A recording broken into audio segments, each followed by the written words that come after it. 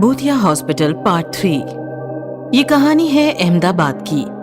अहमदाबाद में एक बहुत ही बड़ा और मशहूर अस्पताल था। रोजाना काफी सारे पेशेंट्स वहां अपना इलाज करवाने आते थे। बहुत से पेशेंट्स को भर्ती करवाया जाता और रात दिन उनका इलाज चलता था। अस्पताल में एक ऐसा पेशेंट भी था जिससे ये अस्पताल बाकी अस्पतालों से अलग था। इस अस्पताल में 30 साल से कोमा में गया एक पेशेंट डॉक्टर्स की निगरानी में रखा गया था और उस पर इलाज हो रहे थे। दरअसल वो कौन था, कहां से आया था और उसे कौन भर्ती करवा के गया, इसका अस्पताल के पास कोई रिकॉर्ड ही नहीं था। ये भी एक अजीब बात थी।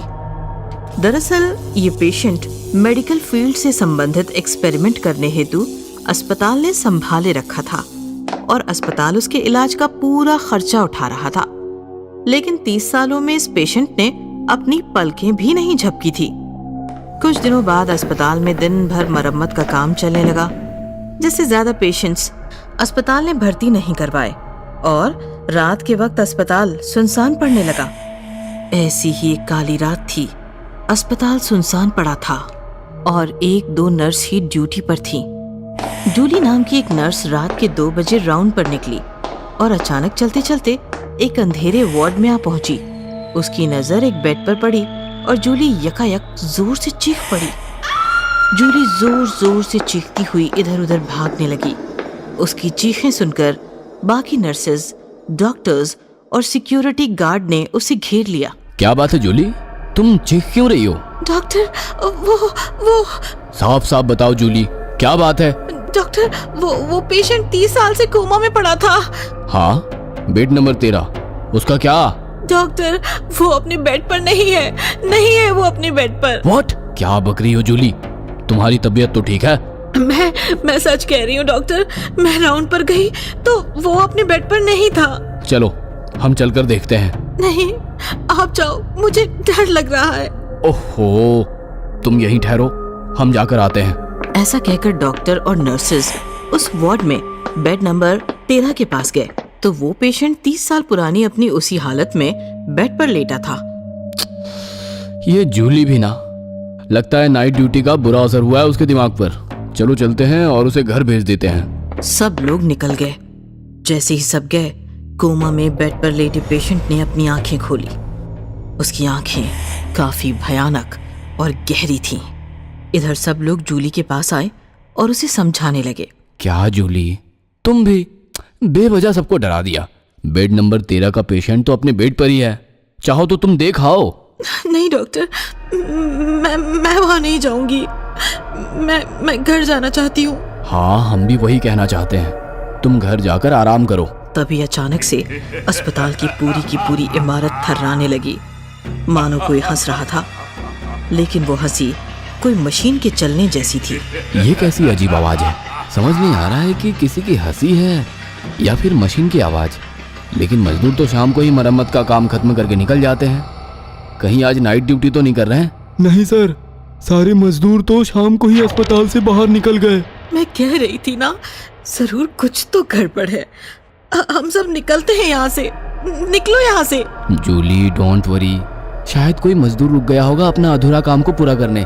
चलो हम चलकर देखते हैं। ऐसा कहकर डॉक्टर के साथ साथ बाकी लोग भी धीरे धीरे वार्ड की तरफ बढ़ने लगे। जैसे ही उन्होंने वार्ड में कदम रखा, सामने का नजारा देखकर सबकी हालत बिगड़ गई।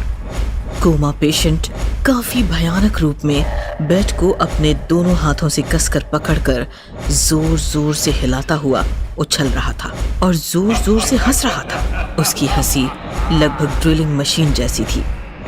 ये नजारा देखकर सब लोग डर गए, लेकिन डॉक्टर अभी भी कंफ्यूज था।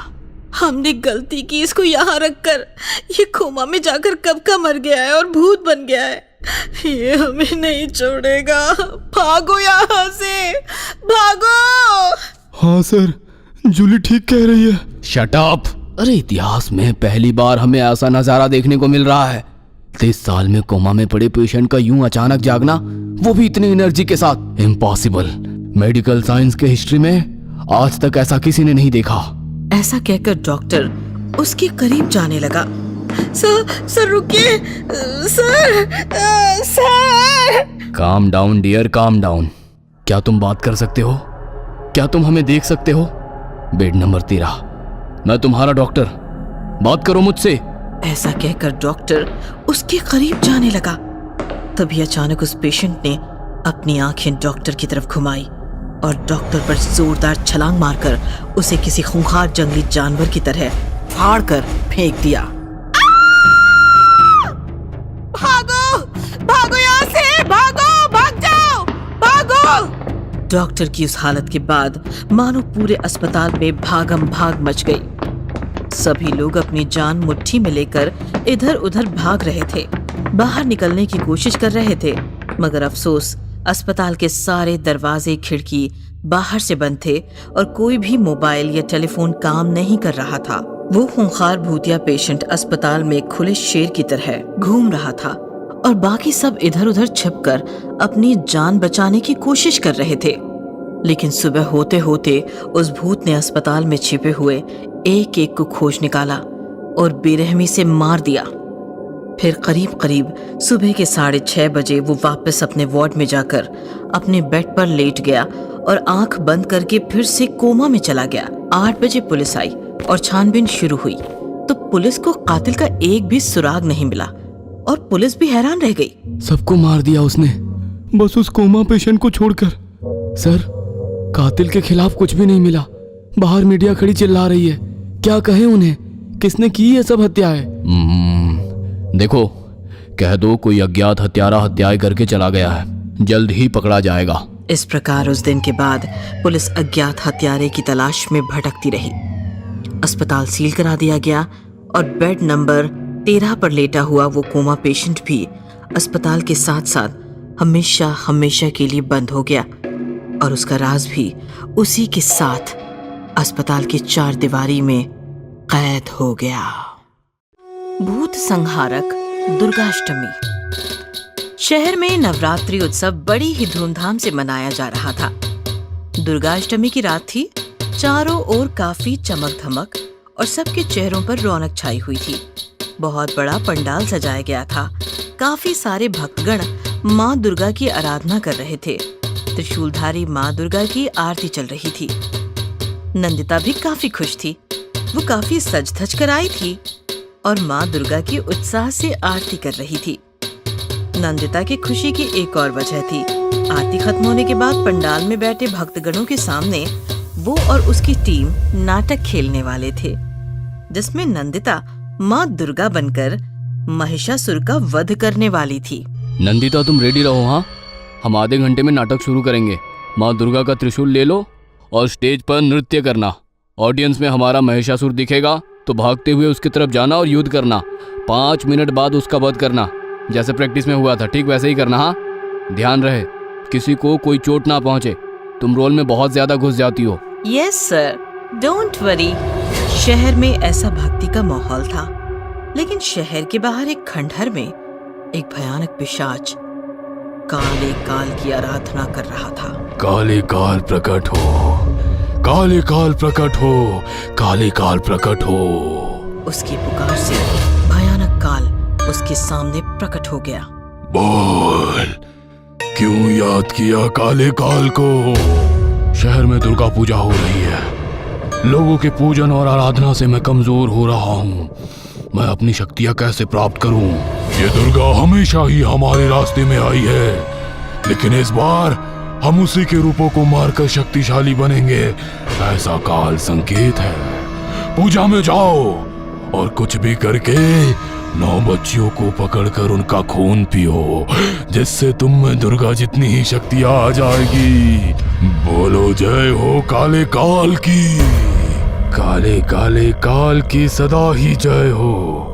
काला साया अमर रहे, दिलों में डर बना रहे। फिर काल गायब हो गया और भयंकर पिशाच काफी भयानक हंसते हुए शहर की तरफ भागने लगा। इधर दुर्गा पूजा खत्म हुई थी। लोग पंडाल में बैठ चुके थे। थोड़ी ही देर में नाटक शुरू होने वाला था। नंदिता माँ दुर्गा का गेटअप लेकर और हाथ में त्रिशूल लेकर काफी एक्साइटेड खड़ी थी। बाहर कुछ लोग और बच्चे घूम रहे थे, खरीदारी कर रहे थे। पंडाल के बाहर एक गुब्बारे वाला खड़ा था। जिसके पास काफी सारे रंगीन और बड़े गुब्बारे थे। दीदी, मुझे भी गुब्बारा चाहिए। मेरे पास पैसे नहीं है।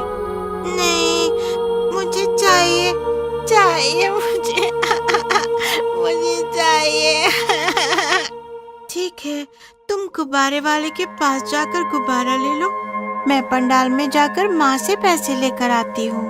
ऐसा कहकर दीदी चली गई और छोटी बच्ची गुब्बारे वाले के पास गई। अंकल, मुझे गुब्बारा चाहिए। गुब्बारे जैसी प्यारी प्यारी गबरी, गुब्बारा चाहिए? रुक। गुब्बारे वाले ने इधर उधर देखा और फिर एक गुब्बारा निकालकर बच्ची के हाथ में दे दिया। जैसे ही बच्ची ने गुब्बारा पकड़ा, वो गुब्बारे में कैद हो गई। गुब्बारे वाले ने फौरन गुब्बारा पकड़ लिया और इधर उधर देखते हुए बोला, ये पहला शिकार। थोड़ी देर बाद बच्ची की दीदी गुब्बारे वाले के पास जाकर बोली, मेरी बहन गुब्बारा लेने आई थी, कहाँ गई? कहाँ गई वो? अपनी दीदी को देखकर गुब्बारे में कैद बच्ची अंदर से रोते हुए चिल्लाने लगी, दीदी, दीदी, दीदी, मैं यहाँ हूँ, बचाओ, बचाओ मुझे दीदी। लेकिन उसकी दीदी ना तो उसे सुन सकती थी और ना ही देख सकती थी। तुम्हारी बहन? बताता हूँ, इसे पकड़ो जरा। गुब्बारे वाले ने दीदी के हाथ में एक गुब्बारा दिया। जैसे ही दीदी ने गुब्बारा पकड़ा, वो भी गुब्बारे में कैद हो गई। बचाओ, माँ, माँ बचाओ, माँ, माँ बचाओ। ये दूसरा शिकार। इस प्रकार एक एक करके गुब्बारे वाले ने पूरी 9 लड़कियां गुब्बारे में कैद कर ली। अब यहाँ से निकलता हूँ और खंडहर जाकर इन लड़कियों का खून पीता हूँ। अरे ये क्या? पंडाल में तो कोई लड़की दुर्गा बनकर नाच रही है, नाटक चल रहा है। दुर्गे, असली नाटक तो मैंने खेला है तुम्हारी छोटी छोटी बच्चियों के साथ, और तुम्हारे मूर्ख भक्त, इनका अलग ही नाटक चल रहा है। जरा मैं भी तो देखूं क्या नाटक करती है ये लड़की। नंदिता स्टेज पर माँ दुर्गा के आवेश में नाच रही थी। भाविक हाथ जोड़कर खड़े थे। बाहर गुब्बारे वाला बनकर खड़ा पिशाच हंस रहा था। गुब्बारे के अंदर कैद लड़कियां चीख रही थी, चिल्ला रही थी, लेकिन उनकी चीख पुकार कोई नहीं सुन पा रहा था, क्योंकि वो पिशाच के माया में फंसी थी। तभी महिषासुर बना अभिनेता पंडाल के बाहर खड़ा हुआ। डायरेक्टर ने इशारा किया और त्रिशूल लेकर नंदिता माँ दुर्गा के आवेश में महिषासुर की तरफ भागने लगी। महिषासुर भी रेडी था, लेकिन नंदिता ने उसको छोड़ दिया और वो भागते हुए सीधे गुब्बारे वाले के पास गई। अरे नंदिता, क्या कर रही हो? महिषासुर तुम्हारे पीछे है। शिट! नंदिता ने अपने त्रिशूल से सारे गुब्बारे फोड़ दिए। जैसे ही गुब्बारे फूटे, सारी लड़कियां आजाद हो गईं। गुब्बारे वाला पिशाच भी अपने असली रूप में आ गया। ये सब देखकर सारे लोग घबरा गए और इधर उधर भागने लगे। ए लड़की, मेरी माया का कवच फोड़ दिया, अब मैं तुम्हें नहीं छोड़ूंगा। मैं कोई साधारण लड़की नहीं हूँ, माँ दुर्गा हूँ, माँ दुर्गा हूँ, माँ दुर्गा हूँ मैं, और जब तक मैं हूँ तुम मेरी बच्चियों और भक्तों का कुछ भी अहित नहीं कर सकते। पापी, दुष्ट, तुम कितनी भी शक्तियां बढ़ा लो, हर युग में, हर काल में मैं तुम्हारा वध ही करूंगी। और फिर दोनों में घनघोर युद्ध शुरू हुआ। काफी देर युद्ध चलता रहा और अचानक दुर्गा ने लात मार के पिशाच को नीचे गिरा दिया और उसकी छाती पर अपना पैर रखकर त्रिशूल पिशाच के सीने में घुसाया और त्रिशूल से पिशाच का वध कर दिया। ये नजारा देखकर सारे उपस्थित भक्तगण और नंदिता के डायरेक्टर भी काफी चकित और उल्लासित हो गए थे। नंदिता के शरीर में साक्षात माँ दुर्गा प्रकट हुई और उन्होंने पिशाच का वध करके संकट का निवारण किया। ये सत्य सभी समझ गए। बोलो दुर्गा माता की जय। सब लोग नंदिता के चरणों में गिर गए और उसके चरण की धूली अपने माथे पर लगाकर धन्य हो गए। बोरवेल वाला भूत। कहानी है पुणे की। रश्मि और निखिल पति पत्नी थे। सॉफ्टवेयर कंपनी में जॉब करते थे और शहर से बाहर किराए के फ्लैट में रहते थे। ओहो, घंटों ट्रैवलिंग, ऊपर से फ्लैट का किराया। इसे तो अच्छा है हम पूना में ही कोई घर खरीद ले, अब तो सेविंग भी काफी है। रश्मि की बात मानकर निखिल ने घर खरीदने का फैसला किया और अपने दोस्त की मदद से सदानंद नाम के आदमी से मिला जो घर बेचना चाहता था। देखिए, प्रभात रोड पर ही बड़ा सा घर है। वैसे तो चाचा का है, पर चाचा निसंतान थे तो घर मुझे देकर गुजर गए। मैं यूएस शिफ्ट हो रहा हूँ तो बेच रहा हूँ। रश्मि और निखिल ने घर देखा तो उन्हें काफी पसंद आया। उन्होंने घर खरीद लिया और सदानंद यूएस चला गया। कुछ दिन बीत गए। रश्मि और निखिल नए घर में सेटल हो गए थे। उनका डेली रूटीन भी अच्छा चल रहा था। एक रात रश्मि और निखिल सो रहे थे कि अचानक एक आवाज से रश्मि जाग गई। आवाज काफी भयानक थी। सदानंद, मैं तुम्हें छोड़ूंगा नहीं। आवाज के प्रभाव में आकर रश्मि बिस्तर से उठी और चलते चलते एक कमरे के सामने आकर रुक गई। कमरे का ताला अपने आप टूट गया, दरवाजा भी अपने आप खुल गया और रश्मि कमरे में आई। कमरे के बीच में बड़ा सा बोरवेल था जिसमें से अजीब आवाजें आ रही थी। अचानक रश्मि की पीठ पर किसी ने हाथ रखा। रश्मि ने पीछे देखा तो निखिल खड़ा था। रश्मि, यहाँ क्या कर रही हो? निखिल का ध्यान बोरवेल पर जाते ही वो चौंक गया। सदानंद ने हमें बताया क्यों नहीं कि इस कमरे में बोरवेल है? हमने भी ये कमरा कभी ठीक से नहीं देखा। रश्मि नॉर्मल होकर बात करने लगी। बोरवेल है तो अच्छी बात है, पानी की झंझट ही खत्म हो गई फिर तो। दूसरे दिन रश्मि निखिल के साथ जॉब पर तो गई, पर उसका रवैया ही बदल चुका था। लंच ब्रेक में किसी को बताए बिना वो चुपचाप घर लौट आई और बोरवेल के सामने आकर खड़ी हो गई। मुझे बाहर निकालो। रश्मि ने बोरवेल का स्विच ऑन किया और गार्डन में आकर बोरवेल का पानी पेड़ पौधों को देने लगी। पानी से सारे कॉलोनी में दुर्गंध फैल गई। लोग नाक मुंह बंद करके घरों से बाहर निकले तो दुर्गंध बढ़ गई। लोगों ने नोटिस किया कि रश्मि दुर्गंध वाले पानी से गार्डन भिगो रही है। लोग चिल्लाते हुए रश्मि की तरफ भागे। अरे ये पानी सड़ चुका है, रुक जाओ। लोगों की बात सुनकर रश्मि जोर जोर से हंसने लगी और पानी की धार से उसने लोगों को भिगोना शुरू किया। दुर्गंध वाला पानी शरीर पर गिरते ही लोग भाग गए। शाम होते ही निखिल घर आया तो उसने देखा गार्डन के सारे पेड़ पौधे सूख चुके थे। निखिल गुस्सा हो गया और अंदर किचन में आया तो रश्मि खाना बना रही थी। क्या जरूरत थी कॉलोनी के लोगों के साथ बदतमीजी करने की? पागल कह रहे हैं तुम्हें? क्या जरूरत थी बोरवेल शुरू करने की? खाना बन गया है, मुंह हाथ धो लो। रश्मि की आवाज अजीब थी, मानो कोई पुरुष बात कर रहा हो। क्या हो गया है रश्मि? दोपहर में ऑफिस से भाग कर आ गई। मेरी तबीयत ठीक नहीं थी। क्या हो गया है तुम्हारी तबीयत को?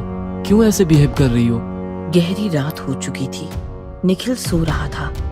अचानक एक भयानक आवाज से उसकी नींद खुली। सदानंद, मैं आ गया हूँ। निखिल डर गया। उसने देखा तो बिस्तर पर रश्मि नहीं थी। अचानक उसकी नजर सीलिंग पर पड़ी तो उसकी आंखें फटी की फटी रह गई। रश्मि ऊपर लटकी हुई भयानक भूत बन चुकी थी।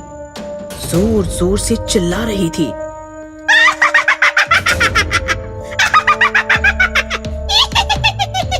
मैं आ गया हूँ सदानंद, मैं तुम्हें मार दूंगा। ऐसा कहकर रश्मि निखिल की छाती पर कूद पड़ी और उसने निखिल पर हमला किया। रश्मि छोड़ो, क्या हो गया है तुम्हें? रश्मि निखिल पर लगातार वार करती रही। निखिल ने रश्मि को फेंक दिया और भागता हुआ बोरवेल के कमरे में आ छिपा। निखिल ने मोबाइल निकालकर सदानंद को कॉल किया। सदानंद, क्या किया है तूने? मेरी बीवी पागल हो गई है, बार बार तेरा नाम ले रही है। और ये बोरवेल, ये सब क्या चक्कर है? सदानंद ने हंसते हुए कहा। माफ करना दोस्त, हुआ यूं कि मैंने चाचा की सारी प्रॉपर्टी हड़प ली और उन्हें मार के बोरवेल में दफना दिया। चाचा का भूत सता रहा था, इसलिए घर बेच के यूएस शिफ्ट हो गया। अब मेरा कोई कुछ नहीं बिगाड़ सकता, ना इंडियन पुलिस, ना इंडियन चाचा का भूत। ऐसा कहकर सदानंद ने फोन कट कर दिया। लेकिन सच सुनकर निखिल की हालत बिगड़ गई थी। मतलब चाचा का भूत रश्मि पर हावी है और मुझे सदानंद समझकर मारना चाहता है। तभी दरवाजा तोड़कर रश्मि अंदर आई और चिल्लाने लगी। मेरा घर, मेरी जायदाद हड़प कर मुझे बोरवेल में दफना कर। तू यहाँ छिपा है सदानंद, मैं तुम्हें नहीं छोड़ूंगी। चाचा, मैं निखिल हूँ, सदानंद नहीं। लेकिन रश्मि ने निखिल को बोलने का मौका नहीं दिया। उसने निखिल को पकड़ लिया, खींचकर बोरवेल के पास लाई और निखिल के साथ साथ उसने बोरवेल में छलांग लगाकर अपने साथ साथ निखिल की जिंदगी भी छीन ली। खंजर वाली भूतनी। बहुत समय पहले की बात है। पुराने खंडहर में एक भूतनी रहती थी। वो भूतनी लोगों को डराकर मारा करती थी। उसे ये करने में बड़ा ही मजा आता था। कितने बेवकूफ होते हैं ये इंसान। डरपोक कहीं के। जरा सी फूंक मारो और हवा में फुर्र। भूतनी कई सालों से लोगों को डराकर मारती रही और धीरे धीरे उसकी शक्तियां कम होने लगी और अब ये कमजोर हो गई थी और किसी को भी मार नहीं पाती थी। लगता है मेरे जाने का वक्त आ गया है। मैं नहीं जाना चाहती इस दुनिया से। काला साया, शैतानों के देवता, मेरी मदद करो। भूतनी के पुकारने पर शैतानों का देवता काला साया उसके सामने आ जाता है। तो चाहे तो दुनिया की सबसे शक्तिशाली भूतनी बन सकती है। कैसे कैसे काला साया, बताओ मुझे। काला साया एक खंजर भूतनी को देता है और उसकी गर्दन पर वार करता है। ये क्या किया तुमने साया? इस खंजर पर तुम्हारा खून लग गया है। अब तुम जिस भी इंसान को इस खंजर से मारकर उसका खून पियोगी, तुम्हारी शक्तियाँ और बढ़ जाएंगी। पर याद रहे, ये खंजर तुम्हारा सर्वनाश भी कर सकता है। हाँ, मैं ये याद रखूंगी साया। तुम फिक्र मत करो। मैं इस दुनिया की सबसे शक्तिशाली भूतनी बन जाऊंगी। उसी रात अनिल नाम का एक लड़का अपने ऑफिस से घर को लौट रहा था। तभी उसे सड़क पर एक बूढ़ी औरत बैठी हुई दिखती है जो ठंड से कराह रही होती है। अरे माई, तुम यहाँ इतनी रात में क्यों बैठी हो? अरे बेटा, अब क्या बताऊं, मेरे बेटे और बहू ने मुझे यहाँ छोड़ दिया। उन्होंने कहा कि वो मुझे लेने आएंगे, पर अभी तक नहीं आए। अनिल को उस बूढ़ी औरत पर तरस आ जाता है। माई, आप मेरे घर चलो, कल मैं आपको आपके बेटे के पास छोड़ दूंगा। भला हो तेरा बेटा, चल। अनिल उस बूढ़ी औरत को अपने घर लाता है और दरवाजा बंद करता है। माई, तुम्हें भूख लगी होगी ना, तुम यहाँ बैठो, मैं कुछ बना कर लाता हूँ। बूढ़ी औरत जो झुककर खड़ी थी एकदम से सीधी खड़ी हो जाती है और एक बड़ी ही भयानक आवाज में कहती है, भूख? भूख तो लगी है बेटा, पर मैं खाना नहीं खाऊंगी। मैं पीऊंगी तेरा खून। वो औरत एक खून पीने वाली चुड़ैल बन जाती है। उसके हाथ में एक खंजर होता है। वो उस खंजर से अनिल की गर्दन पर वार करती है और उसका सारा खून पी जाती है। अब मैं बन जाऊंगी और भी शक्तिशाली। वो भूतनी अपने अगले शिकार को ढूंढने के लिए निकल जाती है। कुछ देर बाद घर में अनिल का भाई विजय उसकी लाश देखता है और रोने लगता है। ये जिसने भी किया है, मैं उससे जरूर बदला लूंगा भैया। एक के बाद एक कई मौतें होने लगी और वो खून पीने वाली चुड़ैल का कहर पूरे शहर में बढ़ गया। सभी उसे खंजर वाली चुड़ैल के नाम से जानने लगे। वो भेष बदलकर लोगों से मदद मांगती। मेरी मदद करो, मुझे मेरे घर पहुंचा दो। हाँ हाँ माँ जी, चलिए। माँ जी, यहाँ तो कोई घर नहीं है, यहाँ तो आगे जंगल है घना।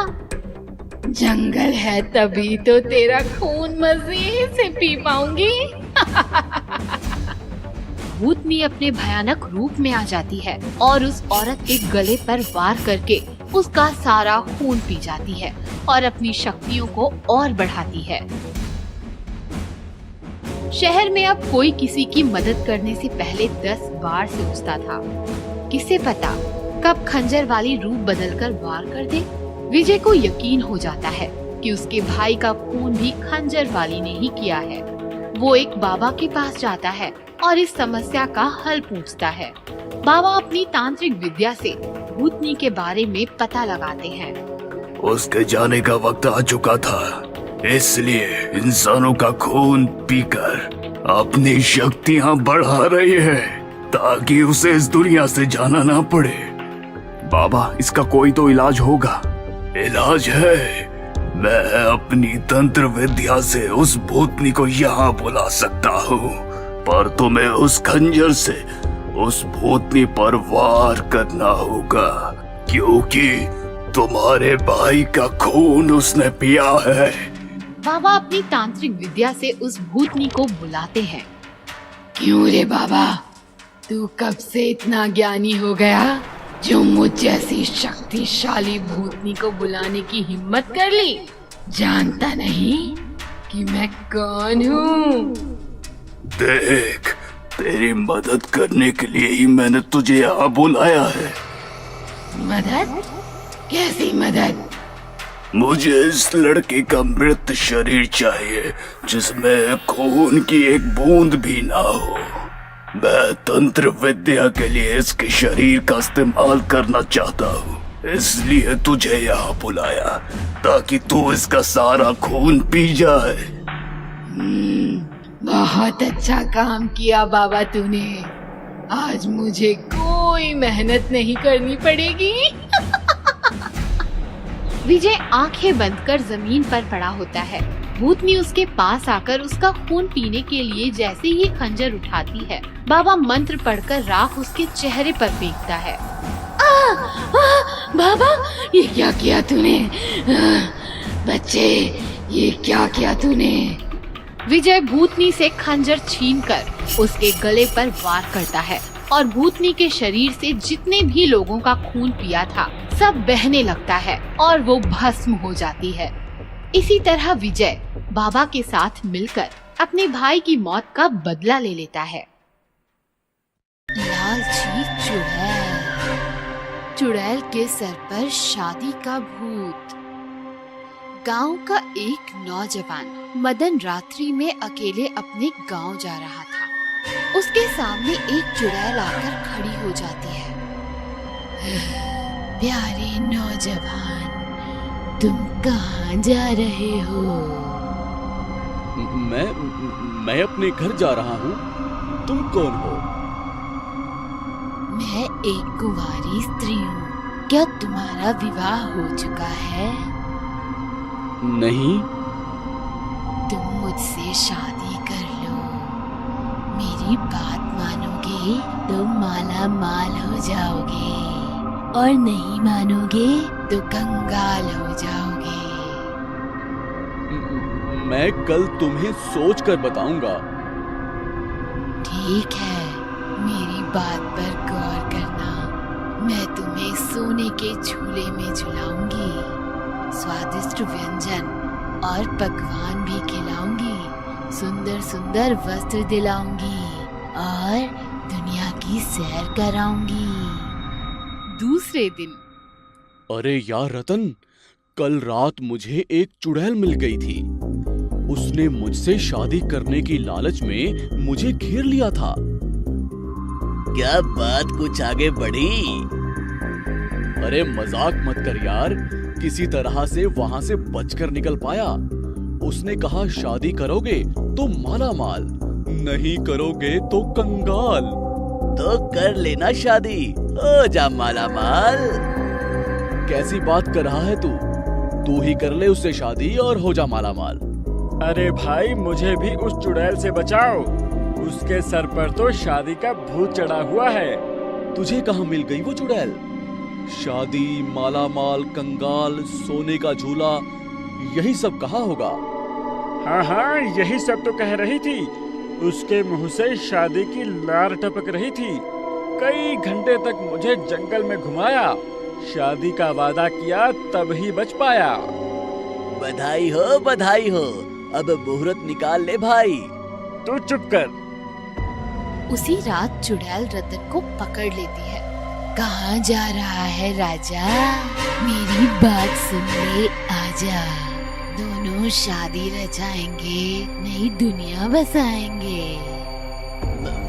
मैं मुझे माफ कर दो, मेरी एक बात सुन लो। अपनी ही बिरादरी के किसी भूत से शादी कर लो। तुम इंसान हो, मेरी बात मानोगे। शादी के बाद मेरे आगे पीछे नाचोगे। भूत तो हमेशा अपनी मनमानी करेगा, मुझसे हमेशा आनाकानी करेगा। ठीक है, पंडित जी से जाकर बात करूंगा, फिर कल आकर तुमसे मुलाकात करूंगा। गांव के सारे कुंवारे मिलकर एक बहुत बड़े ऋषि की शरण में चले जाते हैं। हे ऋषिवर, मैं आपके चरणों में प्रणाम करता हूँ। कल्याण हो। कहो बच्चों, कैसे आना हुआ? ऋषिवर, एक चुड़ैल के सर पर शादी का भूत सवार है। वह हर कुंवारे से शादी करने को तैयार है। हम सभी को बहुत परेशान करती है। हमें उस चुड़ैल से बचाइए, कोई राह दिखाइए। मुझे उस चुड़ैल को यहाँ बुलाना होगा। इसके बाद उसका ब्याह रचाना होगा। इसका मतलब हम लोगों में से किसी एक को बलि का बकरा बनाया जाएगा, उसी के साथ उसका ब्याह रचाया जाएगा। नहीं, तुम लोग चिंता मत करो। मैंने एक अलग योजना बनाई है। सुनो, यह एक कुंवारी लड़की थी जो शादी के पहले ही एक दुर्घटना की शिकार हो गई और चुड़ैल बन गई। ऋषि ने अपनी मंत्र शक्ति से उस चुड़ैल को वहाँ बुलाया और उसके साथ साथ कई भूतों को भी वहाँ प्रकट किया। हे चुड़ैल, आज तेरा स्वयंवर है। इनमें से चुन ले जो तेरा प्रिय वर है। चुड़ैल ने एक एक करके सब पर निगाह डाली और एक भूत के गले में वरमाला डालकर निहाल हो गई। उन सब की विदाई हो गई। सारे कुंवारे खुशी से झूम उठे और उन्होंने ऋषि के चरणों में प्रणाम करते हुए उन्हें धन्यवाद दिया। शैतानी बच्चा। रात के सुनसान वक्त रिधिमा और संजीव टहलते टहलते घर से काफी दूर जंगल की तरफ निकल जाते हैं। क्या सोच रही हो रिधिमा? सोच रही हूँ हमारा क्या होगा। रिधिमा, जो हमारे हाथ में नहीं है उसे सोचने से क्या फायदा? क्या मैं कभी माँ नहीं बन सकती? हम दूसरे डॉक्टर के पास जाएं? रिधिमा, 10 डॉक्टर बदल कर देख लिए, अब शहर में कौन सा डॉक्टर बचा है? तभी बच्चे के रोने की आवाज आती है। संजीव, तुम्हें रोते हुए बच्चे की आवाज सुनी? मुझे तो वो रोता बच्चा दिख रहा है। वो देखो, सड़क किनारे। दोनों बच्चे के पास जाते हैं। बेटा, तुम यहाँ क्यों बैठे हो? तुम्हारा नाम क्या है बेटे? बच्चा जवाब नहीं देता, बस रोता रहता है। रोते रोते अचानक शैतान बन जाता है। नहीं! चिल्लाती हुई रिधिमा बिस्तर पर से उठ जाती है। तेज सांसें चलने लगती हैं। क्या हुआ रिधिमा? बुरा सपना देखा क्या? बहुत बुरा। संजीव, हमने किर्शित को घर लाकर गलती तो नहीं की ना? ऐसा मत सोचो रिधिमा, किर्शित अच्छा बच्चा है। 2 दिन में कितना घुल मिल गया है। बस गूंगा है, बोल नहीं पाता। उसके माता पिता कौन है, कहाँ है? अब किर्शित हमारा बच्चा है। जो इतने प्यारे बच्चे को रास्ते पर छोड़कर चले गए, उनके बारे में हम क्यों सोचें? सो जाओ, कल किर्शित का स्कूल में दाखिला कराना है। सुबह होती है। रिधिमा, किर्शित कहाँ है? तैयार हो रहा है, आता ही होगा। किर्शित हॉल की तरफ आता है। ये लो, आ गया। बेटा, एक शूज की लेस तो खुली छोड़ दिया आपने। रिधिमा शूज की लेस बांधने झुक जाती है। तभी किर्शित रिधिमा की गर्दन को दांतों से काटने लगता है। छोड़ो किर्शित, छोड़ो। किर्शित छोड़ो। संजीव किर्शित को रिधिमा से अलग करता है। देखो, दांत के निशान तक आ गए हैं। बच्चा है या शैतान? छोड़ दो संजीव, बच्चा ही तो है। अपना बच्चा होता तो ऐसे ही शैतानी करता। तू शैतान है, बच्चा बन के रहेगा। इंसान लाड़ प्यार दिखाएगा, लेकिन हमारा मकसद इंसान की तबाही है, तबाही। तुम्हारा नाम क्या है बेटा? सर, ये गुंगा है। इसके डॉक्यूमेंट्स? सर, ये हमें एक रात रास्ते में रोता हुआ मिला तो हमने इसे गोद ले लिया। प्रोसेस जारी है, डॉक्यूमेंट्स आ जाएंगे। ठीक है, मैं एडमिशन कर देता हूँ। आप डॉक्यूमेंट्स हफ्ते भर में जमा कर दीजिएगा। हरी, प्यून आता है। बच्चे को क्लास लेकर जाओ। प्यून किर्शित को लेकर जाता है। संजीव घर आता है। रिधिमा, कहाँ हो तुम? किर्शित का एडमिशन हो गया। रिधिमा। रिधिमा सीढ़ियों से धीरे धीरे नीचे उतरती है। रिधिमा को देखकर संजीव चौंक जाता है। माय गॉड, ये क्या हुआ तुम्हें? रिधिमा। रिधिमा संजीव के पास आती है और संजीव को काट लेती है। छोड़ किर्शित, छोड़ मुझे, छोड़ मुझे। प्यून भागता हुआ आता है। शैतान काटता है, चल तेरी कंप्लेंट करता हूँ। प्यून किर्शित को लेकर हेडमास्टर के पास जाता है। क्या हुआ हरी? सर, इस बच्चे ने सोहेल को बुरी तरह से काटा, उसकी गर्दन से खून बह रहा है सर। क्या? जाओ तुम सोहन की मलहम पट्टी करो, इससे मैं देखता हूँ। प्यून चला जाता है। किर्शित, मुझे तुमसे यह उम्मीद नहीं थी। मिस्टर संजीव को अभी फोन करता हूँ। प्यून भागता भागता आता है। सर, गजब हो गया, सोहेल सारे बच्चों को काट रहा है। व्हाट? चलो। दोनों भागते भागते आते हैं और देखते हैं कि स्कूल के सारे बच्चे एक दूसरे को काट रहे हैं। सबके दांत और नाखून निकल आए हैं। हाथ पैर पर लंबे लंबे बाल उगाए हैं। माय गॉड, ये क्या हो रहा है? Stop it, I said stop it. तभी एक दांत और नाखून बढ़ी हुई शरीर पर लंबे बाल बढ़ी हुई टीचर रोते रोते हेडमास्टर के पास आती है। मिस मेहरा, ये सब क्या है? सर, उस सुहेल ने मुझे काटा। रोते रोते टीचर हेडमास्टर के गले पड़ती है और हेडमास्टर को काट लेती है। मिस मेहरा, ये क्या किया आपने? हरी, जल्दी आओ। पुलिस, डॉक्टर, सबको फोन करो। फौरन, हालात बिगड़ते जा रहे हैं। हरी भागता हुआ निकल जाता है। थोड़ी ही देर में हेडमास्टर हंसने लगता है। उसके भी दांत और नाखून बढ़ने लगते हैं और वो मिस मेहरा को काट देता है। इस प्रकार सारे बच्चे टीचर्स एक दूसरे को काट रहे थे। इधर हरी हेडमास्टर ऑफिस आता है। वहाँ किर्शित सर झुकाए खड़ा होता है। ये सब तुम्हारी वजह से हो गया। कौन हो तुम? Hello, police station. Kirshit Hari की गर्दन को पकड़ के लंबे दांतों और नाखूनों से हरी को काट रहा है। किर्शित पूरा शैतान बन चुका है। भगदड़ मची है। बच्चे, टीचर्स, हेडमास्टर सब एक दूसरे को काट रहे हैं। अजीब आवाजें निकाल रहे हैं, अजीब हरकतें कर रहे हैं। तभी स्कूल कॉरिडोर से हरी के पीठ पर बैठकर किर्शित की एंट्री होती है। लंबे दांत, नाखून और बालों से हरी एकदम डरावना दिख रहा है और किसी जानवर की तरह हाथ और पैरों से जमीन पर रेंगता हुआ किर्शित को बाहर ला रहा है। किर्शित को जानवरों की तरह अजीब आवाज निकालकर सलामी देते हैं और चुपचाप बैठ जाते हैं। शैतानी साम्राज्य में आपका स्वागत है।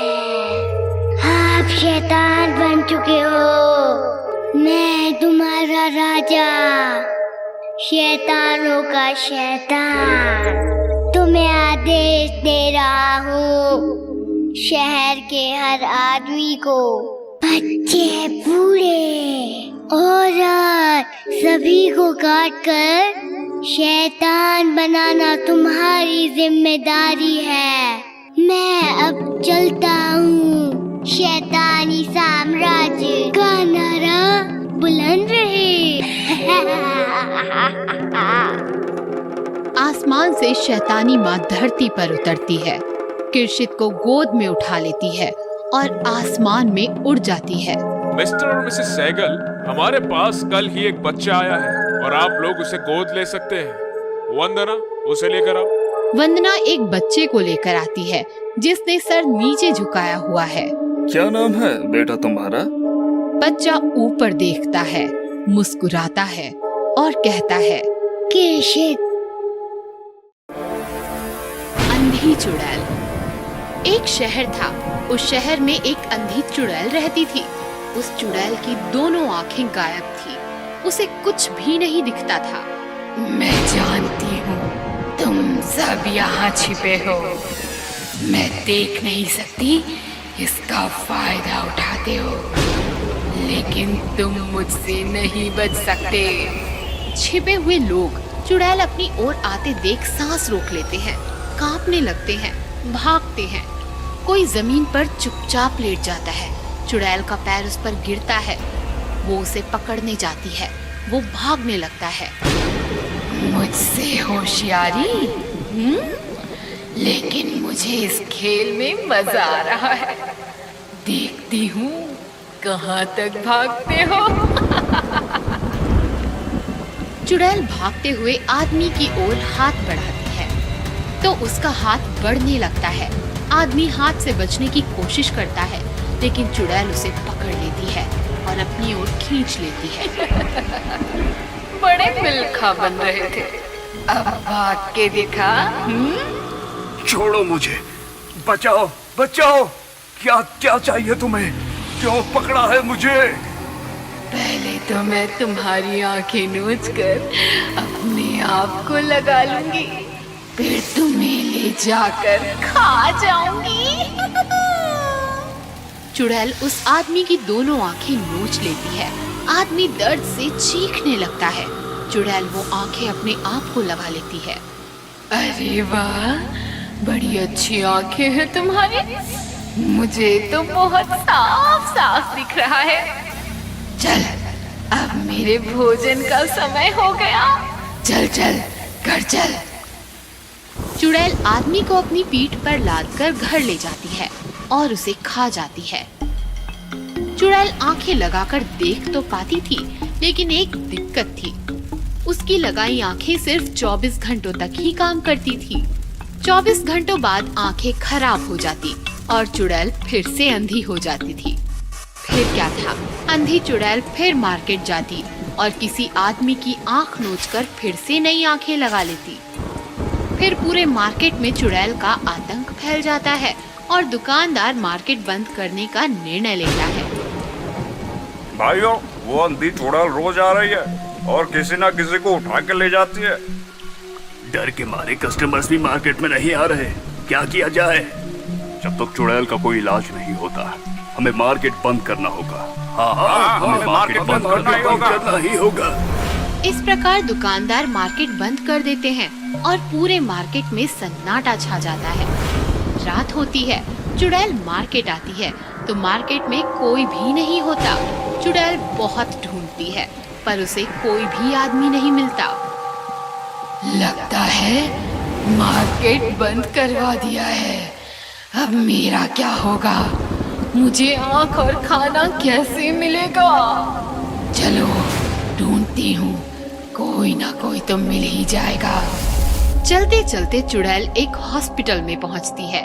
चुड़ैल को देखकर सारे लोग इधर उधर भागने लगते हैं। चुड़ैल डॉक्टर के केबिन में आती है।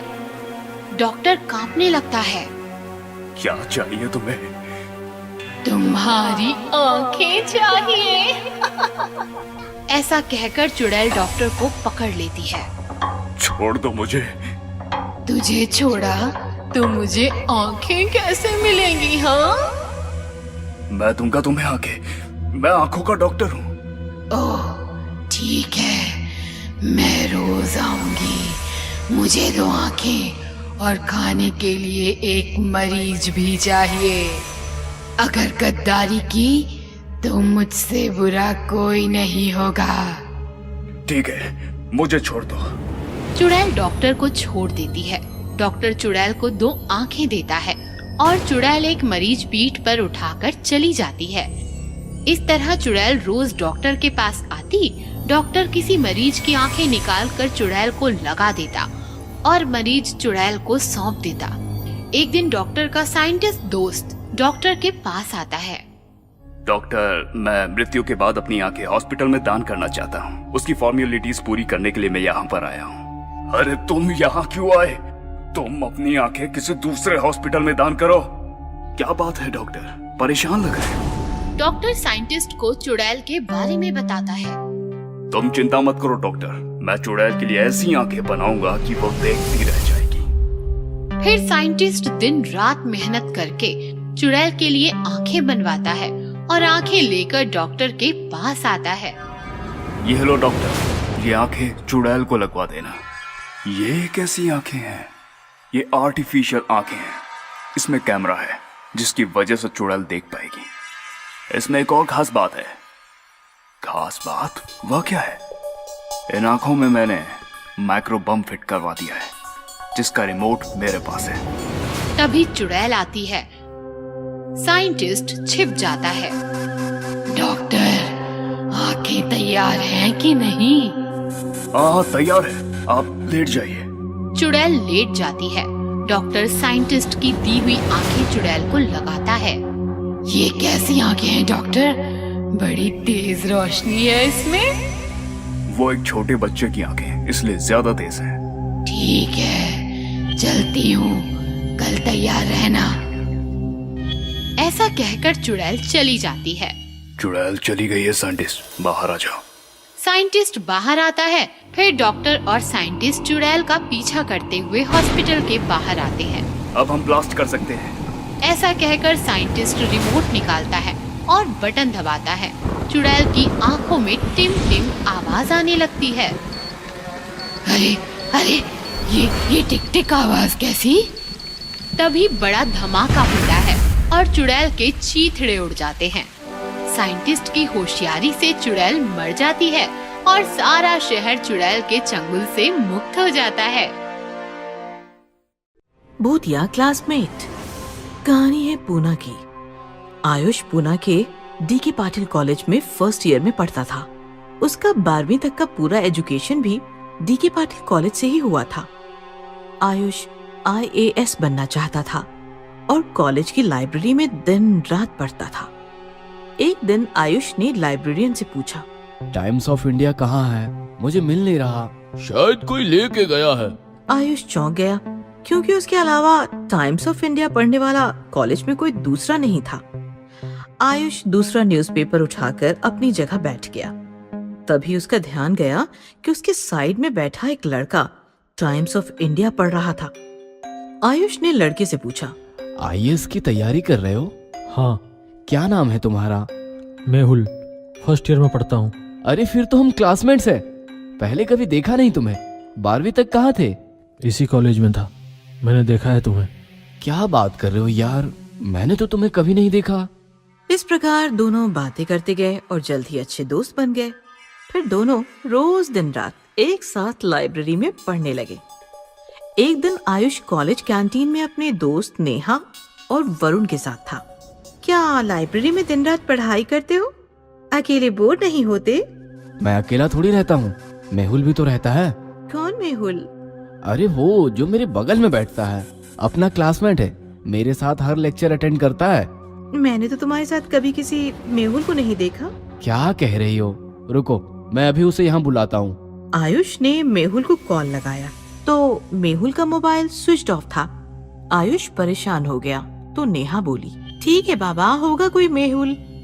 वैसे भी मेरा ध्यान मेहुल पर नहीं वरुण पर रहता है। ऐसा कहकर नेहा वरुण से लिपट गई और आयुष भी फ्री हो गया। एक रात आयुष और मेहुल लाइब्रेरी में पढ़ाई कर रहे थे। रात बहुत हो चुकी थी। लाइब्रेरियन को नींद आ गई और उसने आयुष से कहा, भाई आयुष, अब लाइब्रेरी तुम ही संभालो, मैं चला। तुम्हारा हो जाए तो नीचे चपरासी को ताला लगाने को बोल देना। लाइब्रेरियन चला गया और आयुष मेहुल के साथ फिर से किताब में खो गया। पढ़ते पढ़ते अचानक आयुष का ध्यान मेहुल की किताब पर पड़ा तो वो चौंक गया, क्योंकि वो किताब बिल्कुल कोरी थी। आयुष ने मेहुल की किताब छीन ली और उसके पन्ने पलटे तो किताब में एक भी अक्षर नहीं था। किताब पूरी कोरी है और तुम 2 महीनों से यही किताब पकड़े बैठे हो, चक्कर क्या है भाई? ऐसा कहकर आयुष ने अपने बगल में देखा तो मेहुल वहां था ही नहीं। ये देखकर आयुष काफी डर गया। मेहुल कहाँ गायब हो गया? निया भी कह रही थी उसने मेहुल को कभी देखा नहीं। लाइब्रेरियन भी लाइब्रेरी की जिम्मेदारी मुझे दे गया, वो मेहुल को भी तो दे सकता था। क्या इन लोगों ने मेहुल को कभी देखा ही नहीं? क्या मेहुल सच में नहीं है? ये किताब, ये मेहुल का गायब होना, ये सब क्या है? अचानक लाइब्रेरी की सारी लाइट चली गई और आयुष और ज्यादा डर गया। उसने अपनी आंखें बंद कर ली और लाइट का वेट करने लगा। अचानक लाइट आ गई। आयुष खुश हो गया। उसने आंखें खोली, लेकिन जब उसने बगल में देखा तो उसका दिल दहल गया। उसके बगल में मेहुल का डरावना भूत बैठा था। मेहुल, ये सब क्या है? मेहुल नहीं, मेहुल का भूत। और यह जो तू देख रहा है इसके जिम्मेदार और कोई नहीं, बस तू है। मैंने क्या बिगाड़ा है तुम्हारा? तुमने मेरी जिंदगी बर्बाद कर दी। याद कर वह 1 साल पहले की HSC एग्जाम जिसमें तुमने एक लड़के को चीटिंग करते पकड़ा था। ये सुनकर आयुष 1 साल पीछे गया तो उसे बायोलॉजी का एग्जाम याद आया। सर, ये चीटिंग कर रहा है। ए, चल खड़ा हो जा। Sorry sir, extremely sorry sir. 2 minute के अंदर निकल जा यहाँ से, नहीं तो HSC एग्जाम से रस्टिकेट हो जाएगा। जानता है एग्जाम हॉल से बाहर आते ही मैंने क्या किया? तू कैसे जानेगा? तू तो एग्जाम में बिजी था। मैं बिल्डिंग से नीचे कूदकर मर गया और अब तुम्हें मारने आया हूँ। देखो मेहुल, माना कि गलती मेरी है, पर तू भी तो गलत था ना। चीटिंग कर रहा था, चीटिंग गलत है। नहीं, अब मैं जो करने जा रहा हूँ वो गलत है। ये सुनकर आयुष डर गया। क्या करने वाला है तू? मेहुल ने आयुष का गला पकड़ लिया और उसे खिड़की से बाहर फेंक दिया। आयुष लाइब्रेरी के 5वें मंजिल से जमीन पर गिरते ही मर गया और मेहुल लाइब्रेरी की खिड़की से उसकी लाश को मुस्कुराते हुए देखता रहा। अधूरा प्यार। रश्मि कौशिक से पागलों की तरह प्यार करती थी, लेकिन कौशिक रश्मि से उतनी मोहब्बत नहीं करता था। रश्मि, माना कि मैं तुम्हारा पहला प्यार हूँ, लेकिन मेरा पहला प्यार चित्रा है और वो मेरे पास लौट आई है। अब मैं तुम्हें छोड़कर उसके पास जाना चाहता हूँ, मुझे जाने दो। नहीं, मैं हमारी लव स्टोरी अधूरी नहीं रहने दूंगी। इसे पूरा होना ही होगा। हमारे जीते जी न सही तो हमारे मरने के बाद। रश्मि, ये तुम क्या कर रही हो? कौशिक कुछ समझ पाता उससे पहले ही रश्मि ने ब्लेड निकालकर कौशिक के हाथों पर वार किया और उसकी नस काट दी। उसके तुरंत बाद उसने ब्लेड से अपनी खुद की नस भी काट ली। कौशिक का वार गहरा नहीं था, बस ब्लीडिंग हो रही थी, लेकिन रश्मि, वो तो जमीन पर कब की गिर गई थी। और कौशिक भी रश्मि के पास गिर गया। ये कहानी यहाँ पर ही खत्म नहीं होती, बल्कि यहाँ से शुरू होती है। कहानी पूना की है। कौशिक और रश्मि एक साथ कॉलेज में थे और 2nd ईयर से एक दूसरे को चाहने लगे थे। रश्मि कौशिक की दूसरी गर्लफ्रेंड थी, लेकिन रश्मि के लिए कौशिक उसका पहला प्यार था, जिसे वो मरने के बाद भी छोड़ना नहीं चाहती थी। और वही हुआ। कौशिक की पहली गर्लफ्रेंड चित्रा उसके पास फिर से लौट आई और कौशिक रश्मि को समझाने की कोशिश करने लगा, लेकिन रश्मि ने तो कौशिक के साथ जीने मरने के सपने देखे थे। उसने कौशिक और खुद को नस काटकर मारने की कोशिश की। कौशिक, कौशिक उठो, आंखें खोलो, कौशिक। कौशिक ने आंखें खोली तो वो हॉस्पिटल में था। लंबे समय बाद होश में आया था। कौशिक, मैं तुम्हारी चित्रा, अरे देखो मुझे। रश्मि कैसी है? इस पर चित्रा कुछ बोलती उससे पहले ही कौशिक के घरवाले उससे मिलने के लिए आ गए। आधी रात बीत चुकी थी। कौशिक अपने बेड पर लेटा हुआ रश्मि के बारे में ही सोच रहा था कि तभी उसने देखा रश्मि उसके पास आ रही है। कौशिक रश्मि को देखकर खुश हो गया और बेड पर बैठ गया। सॉरी कौशिक, मैं किसी भी हालत में तुम्हें पाना चाहती थी, इसीलिए। रश्मि आगे कुछ बोल ही नहीं पाई। इट्स ओके रश्मि, मैं जानता हूँ तुम मुझसे कितना प्यार करती हो। तुमने जो किया उसका मुझे बुरा नहीं लगा। बुरा नहीं लगा तो अब भी बुरा नहीं लगना चाहिए। रश्मि, ये तुम क्या कह रही हो? रश्मि जोर जोर से हंसने लगी और हंसते हंसते भयानक भूतनी बन गई। उसके हाथ में खून से रंगा हुआ एक ब्लेड था। ब्लेड कौशिक की तरफ बढ़ाकर रश्मि जोर जोर से हंस रही थी।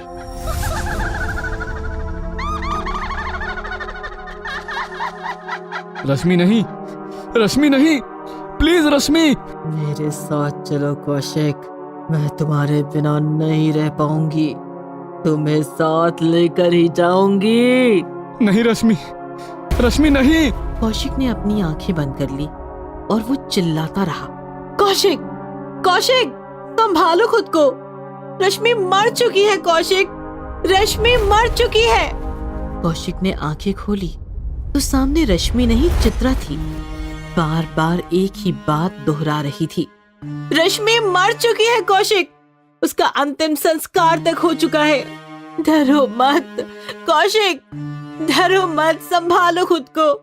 कौशिक, तुम खुद को संभालो। कौशिक रोने लगा और चित्रा के गले लग गया। ये घटना कौशिक के साथ हर रोज हो रही थी। कौशिक के अकेलेपन का फायदा उठाकर रश्मि का भूत हर रोज ब्लेड लेकर उसके पास आ रहा था और उसे जान से मारने की कोशिश कर रहा। कौशिक, कौशिक, मेरे साथ चलो, मैं अकेली नहीं जाऊंगी। कौशिक, तुम भी मेरे साथ चलो। लेकिन रश्मि कुछ करती उससे पहले ही चित्रा पहुंच जाती है और फिर रश्मि का भूत गायब हो जाता है। कौशिक को समझ नहीं आ रहा था कि वो उसका वहम है या फिर सच में मरी हुई रश्मि का कोई भूत है जो उसे मारना चाहता है। कौशिक ने डॉक्टर से बात की तो डॉक्टर बोले, देखिए, मेडिसिन और मानसिक थकावट की वजह से आपको वहम हो रहे हैं। लेकिन कौशिक कोई रिस्क नहीं लेना चाहता था। उसने चित्रा को अपने पास ही रुकने को कहा तो चित्रा बोली, मैं नहीं रुक सकती कौशिक, मुझे और भी कई काम है और तुम्हें डरने की जरूरत नहीं है, तुम्हारे घर वाले भी तो हैं यहाँ। और डोंट वरी, डिस्चार्ज के बाद मैं तुम्हें घर ले जाऊंगी। काम? ऐसे कौन से काम है जो मुझसे भी ज्यादा इम्पोर्टेंट है? लेकिन चित्रा बिना जवाब दिए ही निकल गई। ऐसे ही दिन बीतते चले गए और एक दिन कौशिक को हॉस्पिटल से डिस्चार्ज मिल गया। चित्रा ने कौशिक को कार में बिठाया और वो निकल पड़ी।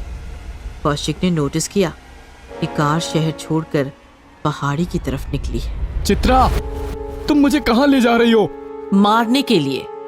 कौशिक इस पर कुछ बोल पाता उससे पहले ही चित्रा हंसने लगी और हंसते हंसते भयानक भूतनी बन गई।